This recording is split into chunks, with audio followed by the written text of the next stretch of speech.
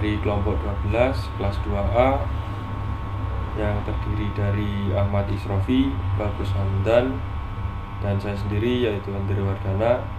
Di sini kami akan menjelaskan tentang analisis kapasitas daya dukung pondasi pada pembangunan gedung pasar umum negara di Bali pada tahun 2020. Yang pertama ada latar belakang, yaitu kenaikan pariwisata pada provinsi di Bali pada akhir ini mulai kembali naik setelah dilanda krisis ekonomi yang disebabkan wabah virus corona. Hal ini mengakibatkan pembangunan infrastruktur pada Provinsi Bali meningkat. Hal ini dibuktikan dengan banyaknya pembangunan infrastruktur penunjang kegiatan perekonomian, industri maupun kegiatan sosial pada Provinsi Bali. Pembangunan gedung pasar umum Jembrana Bali ini untuk mendorong agar pasar rakyat lebih modern dan mampu bersaing dengan pusat perbelanjaan dan tuk modern, sehingga dapat meningkatkan penghasilan pedagang lokal dan juga UMKM. Pembangunan infrastruktur gedung merupakan suatu solusi pada suatu wilayah Bali untuk mengatasi terkait dengan keterbatasan ruang yang berbeda pada wilayah tersebut. Salah satu aspek penting yang dilakukan pada pembangunan sebuah gedung ialah perencanaan struktur. Perencanaan struktur bangunan memiliki fungsi dan juga tujuan masing-masing. Struktur bangunan terdiri dari dua bagian, yaitu struktur atas dan struktur bawah. Struktur atas ialah struktur yang berada di atas permukaan tanah, seperti kolom, balok, tangga, dan plat. Struktur bawah merupakan suatu komponen struktur yang terletak pada bawah permukaan tanah. Seperti halnya sebuah pondasi merupakan aspek penting pada struktur bangunan gedung tersebut. Dan pemilihan pondasi pada bangunan tersebut merupakan suatu aspek perencanaan yang harus dilakukan sebelum melakukan pembangunan pada gedung tersebut. Dengan melihat kondisi tanah yang mendukung pada lokasi tersebut dan juga besaran kapasitas gedung yang akan dibuat, maka pondasi yang digunakan dalam pembangunan gedung tersebut ialah jenis pondasi dalam seperti pondasi borpel dan tiang pancang. Pada penelitian penulis memastikan untuk menghitung kapasitas daya dukung pondasi tersebut, apakah pondasi tersebut sudah kuat menahan beban di atas. Dan yang selanjutnya ada rumusan masalah. Yang pertama, berapa nilai kapasitas daya dukung pondasi dengan data CPT dan SPT dengan menggunakan metode Meyerhof dan Scritchman dan Nottingham.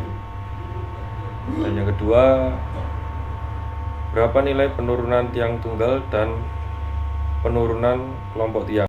Untuk tujuan analisis tersebut yaitu yang pertama untuk mengetahui kapasitas daya dukung pondasi berdasarkan data CPT dan SPT berdasarkan metode Meyerhof, metode Scritchman. Yang kedua untuk mengetahui nilai penurunan tiang tunggal dan penurunan kelompok tiang. Saya akan menjelaskan perhitungan tentang metode Sherman dan Nottingham. Yang pertama diketahui diameternya 60 cm dan panjang tiangnya L 1500 cm. Luas penampang AB-nya itu ada rumusnya 1/4 kali P kali Pi kali D kuadrat diameter, atau itu AB-nya sama dengan 28,57 cm. Keliling tiang atau KT itu juga ada rumusnya, Pi kali D sama dengan 3,14 kali 60 cm. Itu hasilnya 188,57 cm. Koefisien relasi atau gamma 1 pasir terkonsolidasi normal. Tahanan konus sama dengan 140 kg atau cm kuadrat. Yang pertama, mencari tahanan konus. GC1 8 kali D min L sama dengan 8 kali 0,3 min 16,0 sama dengan 13,6. L-nya diketahui 16,0. Terus 130 plus 115 plus 140 per 3 sama dengan 128,3 kg per cm kuadrat. Terus selanjutnya 4 kali D plus 1 GC2, itu rumusnya GC2. Terus hasilnya 4 kali 0,3 plus 16,0 sama dengan 28. GC2 nya menjadi 250 kg per cm. Kapasitas dukung ultimate itu atau QU sama dengan AP kali W GCA plus AS kali KF kali GF min WF. yaitu rumusnya GU. Selanjutnya mencari tahanan ujung tiang FB sama dengan WGCA kurang dari 150 kg per cm kuadrat sama dengan 1500 kg per cm kuadrat. GCA sama dengan 1/2 buka kurung GC1 plus GC2 tutup kurung sama dengan 1/2 128,3 plus 250, hasilnya 189,15 kg per cm kuadrat. Yang selanjutnya mencari tahanan ujung satuan tiang atau FB. FB sama dengan WGCA, W dikali GCA sama dengan gamma 1 dikali 189,15, hasilnya 189,15 kg per cm kuadrat. Tetap hasilnya. Yang selanjutnya mencari luas dasar tiang QB rumusnya FB kali AB. FB nya sudah diketahui 189,13 dikali 0,07065, hasilnya 133,6,3 kg. Yang selanjutnya mencari tahanan gesek tiang atau FS. Rumusnya cuma KF dikali GF.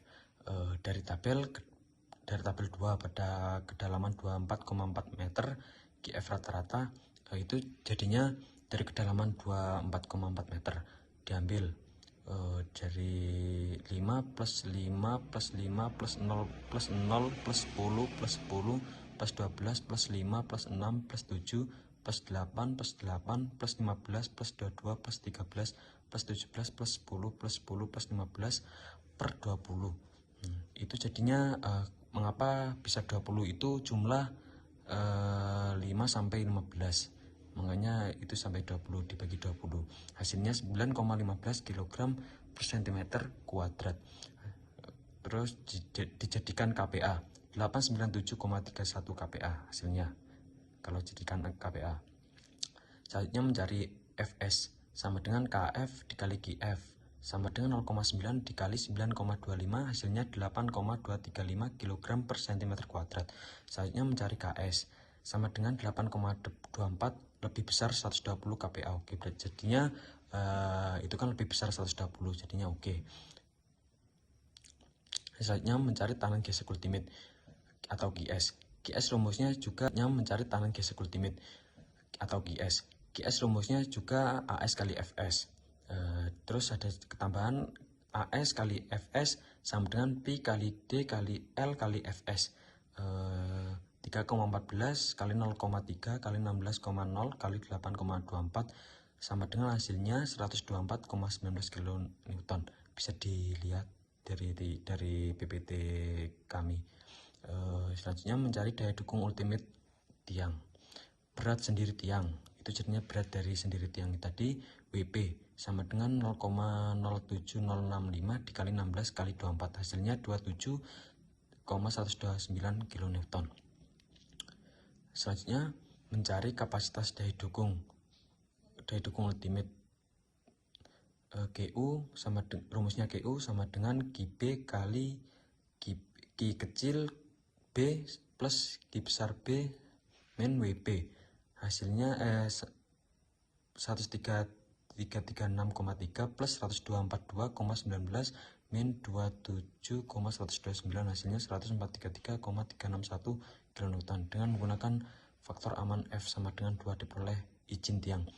GA sama dengan GU per 2. Jadinya rumusnya GA itu GU per 2. 143,361 per 2.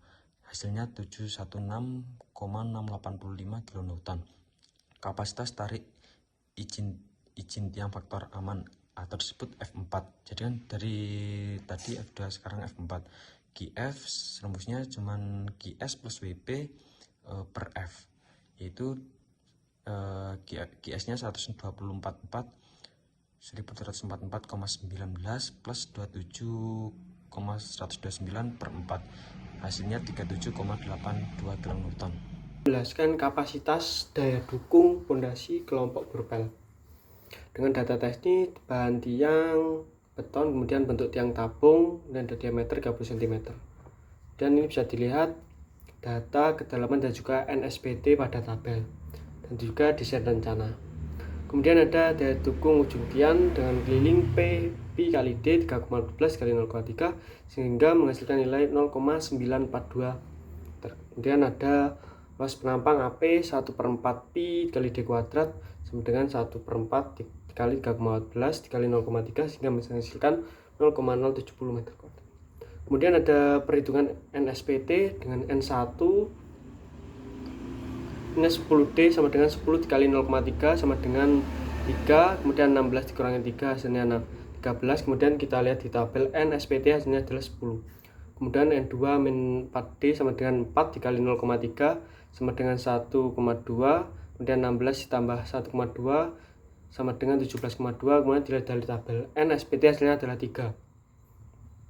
Kemudian dengan nilai IP sama dengan 40 kali NP kali AP sehingga IP sama dengan 40 dikali 6,5 dikali 7,05 sehingga nilai IP sama dengan 1833 kN. Kemudian daya dukung selimut pondasi propel IS sama dengan 2 NSPT dikali P dikali LI. IS sama dengan 2 dikali 3 dikali 0,942 dikali dalaman dari diameter yaitu 16 sehingga menghasilkan nilai GS 30,144 kN. Kemudian ada kapasitas daya dukung ultimate atau tiang KULT sama dengan KP plus KS sehingga 1833 kN ditambah 30,144 kN sehingga menghasilkan nilai KULT 1863,2 kN. Kemudian ada daya dukung izin pondasi propel KAL sama dengan QLT bagi SF 1863,2 dibagi 2,5 sehingga menghasilkan nilai KAL 745,3 kN. Dan efisiensi daya dukung tiang, perhitungan jarak antara pondasi propel dan jarak AS ke tepi. Kemudian ada kebutuhan jumlah pondasi propel, kemudian efisiensi daya dukung, dan N sama dengan 1 minus N-1 M plus Mn1 kali N per 90 Mn sehingga N sama dengan 1 minus 2 min 1 kali 2 ditambah 2 min 1 kali 2 per 90 dikali 2 kali 2 dikali 0,2 sehingga N menghasilkan 0,997 atau sama dengan 99,7%. Kemudian ada penurunan tiang tunggal dengan diketahui QWP sama dengan 1833 kN dengan QWS sama dengan 30,144 kN. Dan QP sama dengan QWP per AP sehingga sama dengan 1833 dibagi 30,144 sehingga menghasilkan 60,8 kN. Dengan ada IP sama dengan 4700 kali FC sehingga dengan FC 28 hingga menghasilkan 24870 062,32 kN. Dan IS ini sudah ketapan. Kemudian dilanjut dengan S perhitungan penurunan tinggal tunggal menurut Vesik 1977 sebagai berikut. S sama dengan S1 plus S2 plus S3 dengan rumus S1 kita mencari S1 terlebih dahulu dengan S1 kemudian rumus QWP plus E kali QWS kali L per AP kali EP dengan menghasilkan nilai S1 0,016985 meter. Kemudian untuk mencari S2 dengan rumus QWP dikali CP per D kali IP hingga menghasilkan nilai S2 yaitu 0,003015 meter. Dan untuk mencari S3 QWP dibagi P kali L dikali D per ES dikali 1 min S kuadrat kali momen inersia WS sehingga menghasilkan nilai 0,003098. Kemudian S ditambahkan nilai 1 plus S2 dan juga S3 sehingga menghasilkan nilai 0,033098 meter. Dan penurunan yang diizinkan adalah S izin 10% dikali D, S izin 10% dikali 0,3, S izin kemudian 0,3. Maka penurunan tiang tunggal aman karena 0,023098 lebih kecil daripada 0,03 yaitu S izin atau safety factor. Kemudian penurunan kelompok tiang propel yaitu dengan rumus ST akar P aksen per D dengan nilai P1 sama dengan 0,023098 akar 2,3 per 0,3 sehingga menghasilkan 0,063956 meter, itu sama dengan 6,39556 cm. Oke, baik. Sekian, terima kasih. Assalamualaikum warahmatullahi wabarakatuh.